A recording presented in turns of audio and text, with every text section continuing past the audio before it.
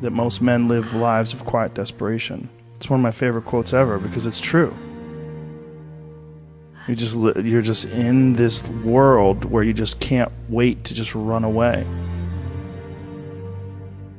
But I think one of the reasons why these people have this deep-seated anger and resentment is there's a bunch of people out there that have these lives that are deeply unsatisfying. Because I think there are so many people that are working all day long doing something that is deeply unsatisfying and almost painful. Yeah, soul killing. Soul killing. Yeah. They're stuck in traffic all day, and then they're stuck in a cubicle after that. They relish the time to take a shit in the bathroom and look at their phone. I mean, they literally do that. That's a highlight of someone's day. They get in traffic on the way home. They get home after that, they're watching television, and they're f***ed. If people have a regular day job, if you could just find one thing that you do as a passion project and just keep building on it, just keep watering it, keep adding fertilizer, keep giving it attention, keep giving it focus, and you can escape. You can escape, and you can be self-serving. You could be okay. You're gonna be okay. Making furniture feels good. If you make furniture for a living, and you feel a great satisfaction out of that, and you sell that furniture, look, man, if you can do that, you could cut those corners perfectly and sand everything down nice and stain it, and then it's done, and you get this satisfaction, and you sell it to someone, and that pays your bills. That is infinitely more satisfying than being stuck in some fucking cubicle working for someone that you don't want to work for, having to have these stupid fucking office meetings, talking to people in human resources, sitting down with your supervisor where they evaluate your job performance, and you're not really, you really need to be enthusiastic about this company. This company is your future. This kind of you're like, fuck, kill me now. There's a lot of people out there that would way rather do something else, and I hope they understand that they can. And people that are trapped in bad situations, one of the problems is you feel like this is your future. You feel like you're fucked and you can't get out of that. There's no hope. There's no light at the end of the tunnel. There's no rainbow. And if you feel like that, that alone can be incredibly defining and limiting.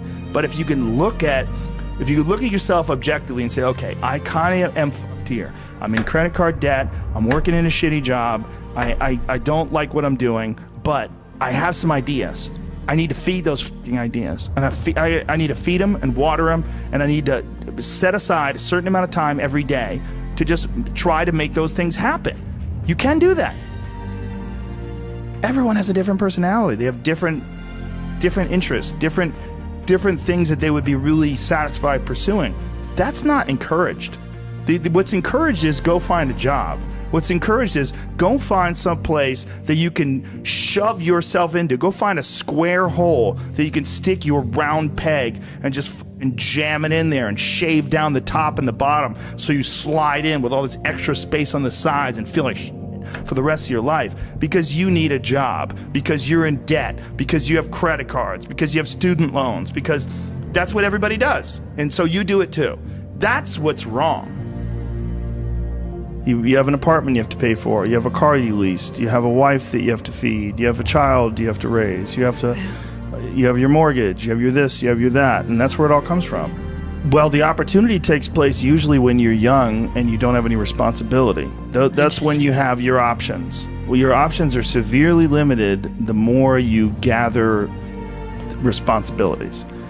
Like if I had to, as a 51-year-old father of 3, married man, pays taxes, has a house and a mortgage and a business and all that jazz. If I had to quit everything now and struggle the way I struggled as a stand-up comedian, it would never work. But the only way I could be this person now is if I took that chance when I was 21, when I was dead broke and had my cars repossessed and all that stuff. That's the only way you ever get where you want to go. You have to take a path that's dangerous.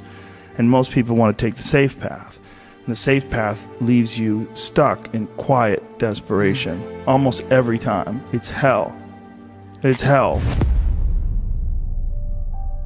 But can people just make that change? I mean, yes, look, you can, I believe they but can. you have to plan it out. The way you can change is you have to put aside enough money to give yourself a window. And then you have to have a plan. And you have to spend all your waking hours outside of whatever shit job you do planning your escape.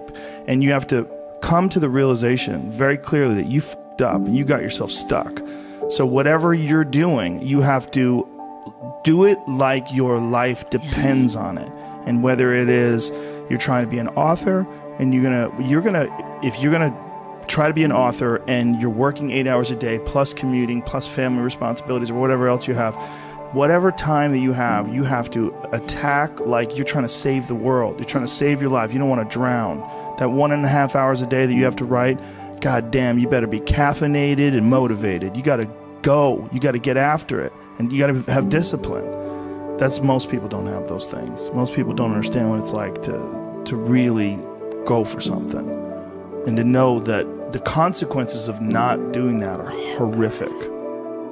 I think here's an important thing too. Failure is important. It is important. I think failure teaches you things that you don't learn from success. I think failure gives you an opportunity for self-examination. It also gives you a feeling that is very uncomfortable. And that very uncomfortable feeling helps you grow. That when you feel like you screw something up, like when I've had bad podcasts, my podcast has always gotten better afterwards. When I've had bad stand-up sets, I've always gotten better after that, because those bad sets motivate you. They give you a perspective like, hey, here's some clear examples of where you f***ed up. Yeah, what not to do. Yeah, don't look at these failures as like proof that you suck. Look at them as opportunities for growth. Look at them as opportunities to be motivated to do better. You have to make mistakes. You've been there, you feel it, you understand what it is, and then you have that time to adjust. That's why losing in life is so important. Whether it's getting dumped, getting fired, losing a game, loss. Those feelings where things didn't work out your way, that's important, because it lets you know this is the bad feeling that comes when it goes wrong, and you improve, and then it makes the good feelings of victory all the better. And I mean that, in a relative sense, like even getting good at something. Forget about victory, like making a terrible book that gets rejected by every publisher and then writing a really good one and people accept it and you're like, fuck, I got better. Yes.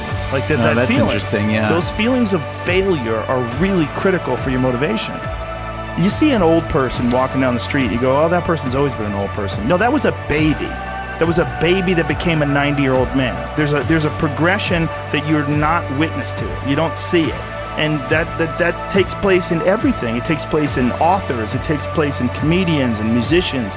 There is a starting point, and then with time and focus, and as long as you reevaluate and reassess and constantly objectively look at what you're doing and then pursue it with passion and focus, you get better at things. Don't be scared of failure. I think failure is awesome for you. You guys got me at a rare moment. You guys heard me talk about hypersexuality in the past, how it's kind of like a byproduct of bipolar disorder. And all that basically means is, if you're a sexual passionate person, the bipolar will accentuate that and elevate that. So, it's the same way. If you were more of a quiet and submissive kind of a person, you'd be more prone to be depressed a lot more. It's an extension this way or that way. And it used to be quite a problem for me, quite a problem. And I've talked about that many times. But it hasn't been really a problem for a while. Just because I've changed as a person, right? Not the same, though, still not a passionate guy, which I am. It's just my outlook on love is a lot differently. However, saying that doesn't mean that it doesn't happen. Tonight's one of those nights, where it's just not as simple. It's just, I'm wanting to have physical sex. It's just sexual thoughts, just feeling sexual, just feeling, it could be anything, talking sexy, thinking sexy, you don't have to have sex with the person. You just want to caress them. It's just a sexual kind of it's hard to describe. There's not really any way to shut it off. There really isn't. You can have sex, you can jerk off, you can do a number of things, and it doesn't go away. Actually, if you have sex, it just gets even higher. There's a lot of times, I'll try it, and I get this energy out of me by doing videos or crazy posts or doing some pornographic writing, because I can't picture things in my mind. I have something called aphantasia.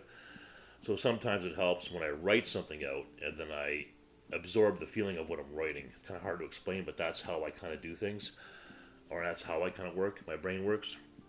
But I've been, and it leads me to kind of think about my past and the sex I've had in my past and some of the craziness. I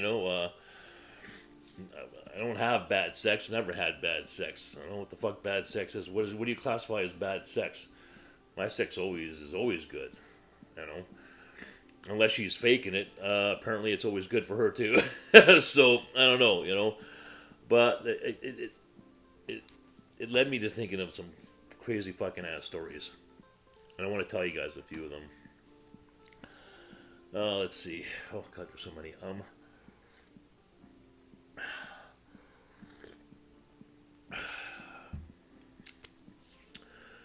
Ones that are just simple and funny.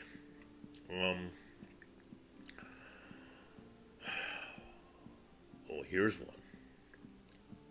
And I'll give you one better. It's even really, really personal, too. This is really personal. Well, I don't know. Maybe to someone telling the story be personal, but I couldn't give a fuck. But to the layman person, I would imagine they would never disclose this story, but I'm going to share it with you. Now, you kind of got to give me a little bit of a break here. I don't think I've said this story out loud in, 25 years. Babe, if you're watching this, here it goes. So I was probably, I would say 2021. I was dating this girl I worked with at Loblaws, and she had a cutie pie, real cutie pie. Anyways, that was definitely one of our strong suits of our relationship was the sex. Without a doubt, But back then, I wasn't circumcised.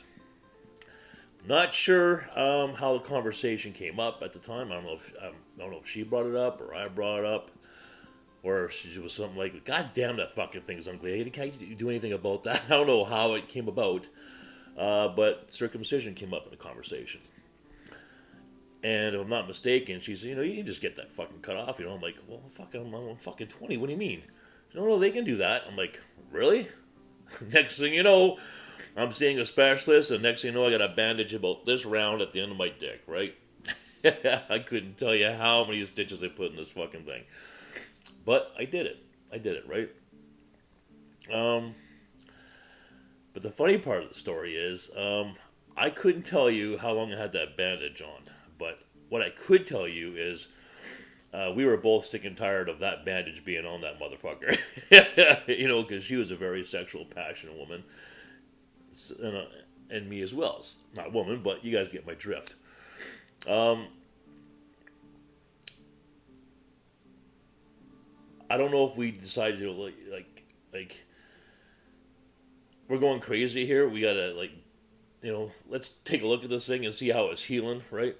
Maybe something around there. Maybe I took a bath. Maybe I took the bandages off. I'm not sure how we actually went about checking out to see what they actually did, and the stitches and what everything involved. Maybe it was okay. Maybe it was okay for us to have sex. That's kind of what we wanted to find out. So I remember the bandages coming off, and there must have been there's stitches all around the bottom. So if this is the head of the penis, the stitches are all along here, all around, and there was a fucking lot of them. And if I'm not mistaken, we said, well, that doesn't look too bad. And I'm pretty damn sure we tried with a condom first. I'm pretty sure we tried with a condom. And I'm pretty damn sure, my memory serves, we both 5 minutes in yeah, this fucking sucks. I want to feel you. And I'm like, yeah, I want to feel you too. This is bullshit, this fucking condom thing, right? And sure enough, fucking, we went out with the stitches in it.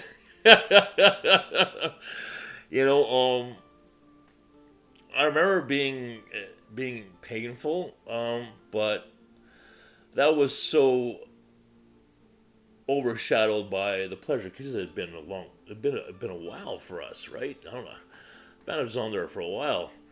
I couldn't tell you how long, but the pleasure definitely outweighed the pain, and of course till it was over, and there was like a few stitches missing. It was a few stitches ripped. There was a little bit of blood in one part, but if memory serves, that didn't fucking stop us, and like we were pretty into each other back then, So kind of a funny story for you.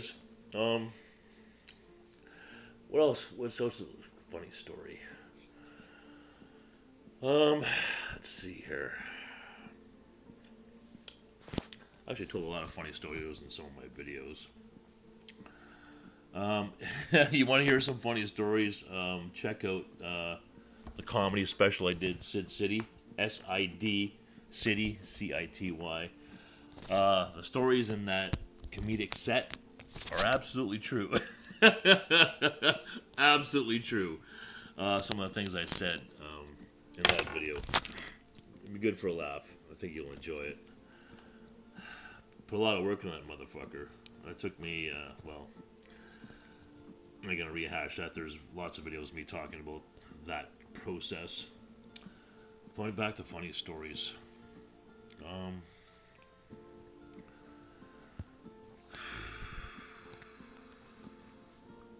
You know what? I'll turn this off. I'll go upstairs and lie down, and then I'll have a flood of stories. I probably should have wrote stories down before I did this video, but it's kind of not the way I do things. I try and keep my, one of the downfalls of being bipolar is spontaneity. Did I say that right? Spontaneity? Very impulsive. And that's, outside of my home, I have to exercise a lot of discipline in those impulses and feelings and so on and so forth, right? But when I'm at home, it's like, why do I have to control myself here? There's no reason, there's no danger here, there's no repercussions in my own home. So, those impulses, most of the time, come through in my videos, right? Or come through in some of my memes and stuff like that. Or definitely in the bedroom. But it's been a little while for that. I'm still in negotiations. It's complicated. Trying to find a scenario that works. It's tough. It's tough. Because I know myself pretty well. This is not coming from a hypersexual standpoint. This is just coming from a me standpoint.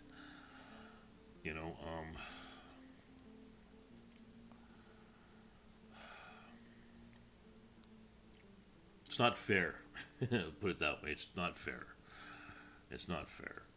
My brain just works a little different. It's a little more,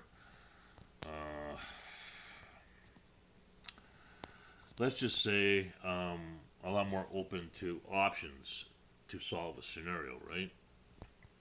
I'm not stuck to one set of ideals or ideology or way of doing things.